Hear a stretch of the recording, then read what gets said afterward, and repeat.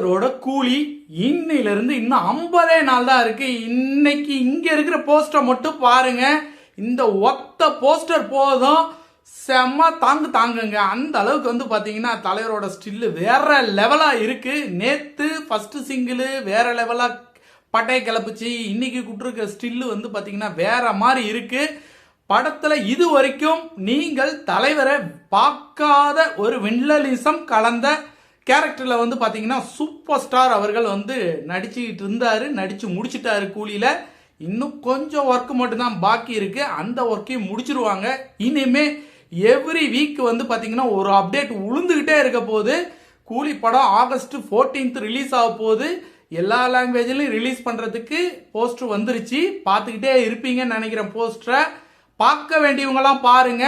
தலைவர் என்னைக்குமே நிரந்தரம். தலைவரோட ஒத்த போஸ்டருக்கு ஈடாகாது எதுவுமே. எல்லாமே அதிரிடுச்சிங்க. எல்லா ரெக்கார்டையும் தாண்டியாச்சு.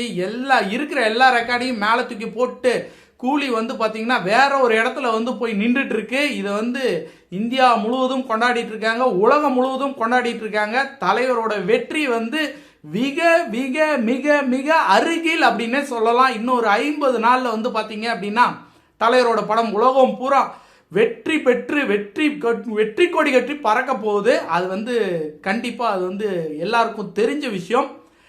பல பேர் வயிறு எறிகிறாங்க. பல பேர் ஏன் வயிறு எறிகிறாங்கன்னு எனக்கு ஒண்ணுமே புரியல. 74 வயசுல இவர் அடக்க முடியலையே அப்படிங்கிற பொறாமையில வயிறு எரிஞ்சிட்டு இருக்காங்க. அடக்க முடியாது. அவரா நினைச்சா மட்டும்தான் அவர் அடங்கிக்க முடியும். சூப்பர் ஸ்டார் அடக்க எவனும் பிறக்கவே முடியாது. அவர் எப்பவுமே தனிக்காட்டு ராஜா. அவர் தான் இங்க. அவர் சொன்னதுதான் நடக்கும். அவர் நினைக்கிறது தான் நடக்கும். அவர் தான் இங்க எல்லாமே. அவர் தான் நிரந்தர சூப்பர் ஸ்டார். அவர் தான் நிரந்தர தலைவரும் கூட. வெயிட் பண்ணிட்டே